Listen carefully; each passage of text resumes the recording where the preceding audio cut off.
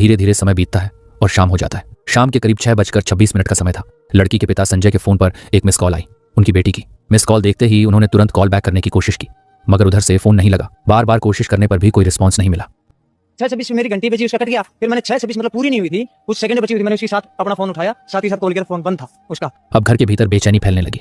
सब सोचने लगे कि आखिर बेटी इतनी देर क्यों कर रही है, वह तो कभी भी इतना लेट नहीं होती थी। परिवार वाले आपस में चर्चा करने लगे कि अब क्या किया जाए। तभी संजय ने ठान लिया, जितनी जल्दी हो सके मुझे वहीं जाकर देखना होगा। वह तुरंत सिंघानी की तरफ निकल पड़े। वहां जाकर उन्होंने सबसे पहले उस प्ले स्कूल के स्टाफ से बातचीत की जहां उनकी बेटी काम करती थी। उन्होंने पूछा, भाई साहब, मेरी बेटी आज घर नहीं पहुंची, आपको कुछ जानकारी है कि वो कहाँ गई थी? लेकिन किसी को कोई ठोस जानकारी नहीं थी। चिंता और बढ़ी तो संजय ने 112 नंबर डायल किया और पुलिस से मदद मांगी। कुछ ही देर में पुलिस मौके पर आ पहुंची। गाड़ी में एएसआई अनूर, कांस्टेबल पवन और एएसपीओ धर्मेंद्र मौजूद थे।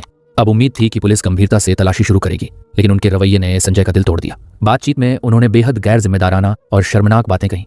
तुम्हारी लड़की भाग भूग गई होगी, आ जाएगी। जब संजय ने ये बातें सुनी तो वह बहुत गुस्से में आ गया। भाग भुगी होगी, आ जाएगी, 1-2 दिन के अंदर, 2-4 दिन के अंदर आ जाएगी, बोला क्यों घबरा रहा है? ये बात होकर के फिर मैं उसको बोला भी हूँ, सर मगर ये तो कोई बात नहीं है, इस काम के लिए नहीं आए आप यहाँ पे, जिस काम के लिए आए ना वो काम करो यहाँ पर। उसने तुरंत रिएक्ट किया, लेकिन उसके रिएक्शन के बाद भी जहां जहां पुलिस को तलाश करनी थी, जितनी ईमानदारी और शिद्दत से काम करना चाहिए था, वहां उन्होंने वैसा नहीं किया। उन्होंने बस थोड़ी बहुत औपचारिकताएं निभाई। जब वे लोग आइडियल कॉलेज पहुंचे और वहां के स्टाफ से मिले तो पुलिस वालों का अंदाज देखकर हैरानी हुई।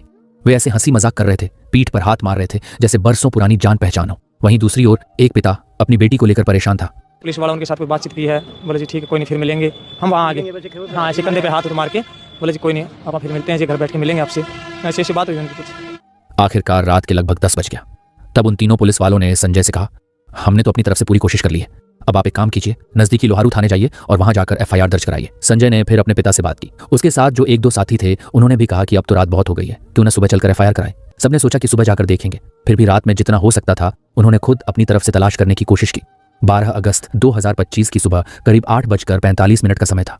उसी दिन संजय सिंह अपने परिवार के कुछ चाचा और करीब 1-2 साथियों के साथ थाने पहुंच गया। उसने पुलिस को बताया कि उसकी बेटी लापता हो गई है, गायब हो गई है। लेकिन ये सुनकर भी पुलिस ने फुर्ती नहीं दिखाई।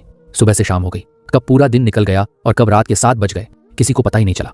संजय को बस थाने में इधर उधर चक्कर कटवाए जाते रहे। आखिरकार देर रात को एफआईआर दर्ज की गई। एसएचओ अशोक कुमार ने एफआईआर दर्ज की और जांच की जिम्मेदारी एएसआई शकुंतला को सौंप दी गई। लेकिन अफसोस, जितनी शिद्दत और ईमानदारी से एक बेटी की गुमशुदगी की जांच होनी चाहिए थी, उतनी गंभीरता से जांच नहीं की गई। और हद तो तब हो गई जब थाने के अंदर ही बातें होने लगी। शादी विवाह करके चली गई होगी, पिकनिक मनाने गई होगी, वापस आ जाएगी। ये सब सुनकर पिता का दिल टूट गया, आंखें नम हो गईं। उसने सोचा, आखिर मैं करूं तो क्या करूं? मैं पुलिस से मदद मांग रहा हूं और यही लोग कह रहे हैं कि मेरी बेटी कहीं पिकनिक मनाने चली गई है या किसी से शादी कर ली है। क्या हर बेटी ऐसे ही होती है? ये सवाल उसके दिल को चीरने लगे। संजय खुद कॉलेज गया, प्ले स्कूल गया, सीसीटीवी फुटेज की मांग की, लेकिन उसे टाल दिया गया। बस इतना कहा गया, दिखा देंगे